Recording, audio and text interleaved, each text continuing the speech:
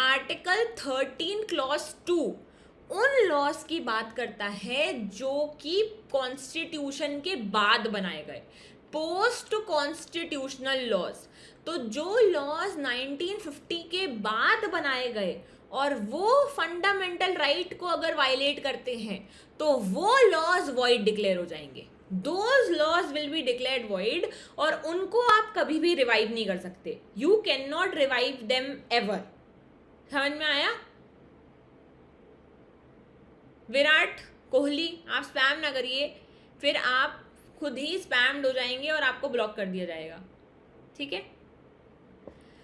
तो post constitutional laws के लिए आर्टिकल 13 क्लॉज 2 है जो ये बोलता है कि स्टेट माने कि मैंने आपको बताया था आर्टिकल 12 में स्टेट में जो जो आते हैं वो लॉज बनाते हैं। तो state shall not make any law, state ऐसा कोई भी लॉ नहीं बना सकती जो कि फंडामेंटल राइट्स को आपसे छीन ले, और अगर ऐसा लॉ बना दिया गया तो ऐसा लॉ वॉइड डिक्लेयर कर दिया जाएगा। That law will be declared as void. इस डॉक्ट्रिन को डॉक्ट्रिन ऑफ सेवरेबिलिटी बोलते हैं। ये पोस्ट कॉन्स्टिट्यूशनल लॉज पे अप्लाई होती है। सेवरेबिलिटी का मतलब होता है टू रिमूव। ठीक है, सेवर कर दिया हमने, कहते हैं ना हमने सेवर कर दिया, तो सेवर का मतलब होता है रिमूव कर देना। तो आर्टिकल 13 क्लॉज 2 ये बोलता है कि यहाँ कुछ एक्लिप्स नहीं होगा। ठीक है, अगर आपने फंडामेंटल राइट्स के चैप्टर आने के बाद फंडामेंटल राइट्स के वायलेशन में कोई लॉ बनाया तो उसे हम एक्लिप्स नहीं करेंगे, क्योंकि आपको पता था कि कॉन्स्टिट्यूशन में फंडामेंटल राइट्स हैं, फिर भी आपने उसके अगेंस्ट लॉ बना दिया। ऐसे लॉ को वॉइड डिक्लेयर कर दिया जाएगा। This law will be declared as void. And अगर कभी फंडामेंटल राइट्स का चैप्टर कॉन्स्टिट्यूशन से हट भी गया तो भी this can never come back. ठीक है, ये जो लॉ है जो कॉन्स्टिट्यूशन के बाद बना था ये लॉ वापस नहीं आ पाएगा। So this is different from eclipse. ये डॉक्ट्रिन ऑफ एक्लिप्स से अलग है। डॉक्ट्रिन ऑफ सेवरेबिलिटी ये कहता है कि एनी पार्ट ऑफ लॉ और any law that contravenes fundamental rights will be declared as void. ठीक है, जैसे कि फॉर एग्जाम्पल मान लेते हैं कि ये एक टिश्यू है। ठीक है, आप लोग को दिखाई दे रहा होगा, I hope so. Contravention means उसके against. I hope you can see this. Yeah you can.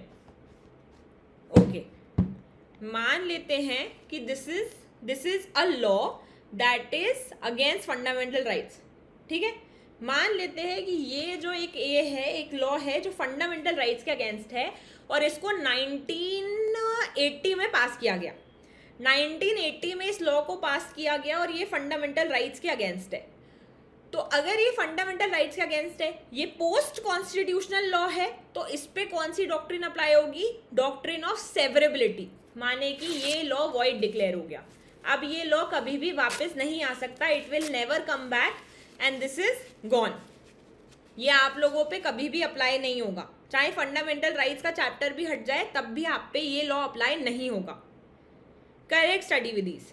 ठीक है, अब सेकेंड एग्जाम्पल ले लेते हैं। ये एक लॉ है, ये 1990 में पास किया गया।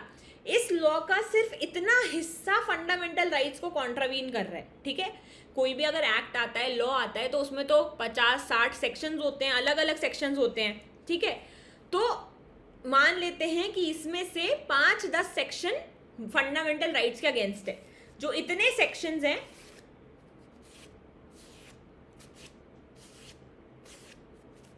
ये क्रीज दिख रही है ना आपको, इतने सेक्शन फंडामेंटल राइट्स के अगेंस्ट है। ठीक है, ये सारे वैलिड हैं, ये सारे फंडामेंटल राइट्स के अगेंस्ट नहीं है। सेम लॉ में ये पूरा एरिया फंडामेंटल राइट्स के अगेंस्ट नहीं है, पर सिर्फ इतना सा एरिया फंडामेंटल राइट्स के अगेंस्ट है। पोस्ट कॉन्स्टिट्यूशनल लॉ है, doctrine of severability he apply होगी, मतलब ये पूरा एरिया रिमूव कर दिया जाएगा। ठीक है, ये वाला वैलिड था तो ये वैलिड ही रहेगा, ये आप लोगों पे अप्लाई होगा, इतना पार्ट ऑफ द लॉ आप लोगों पे अप्लाई होगा।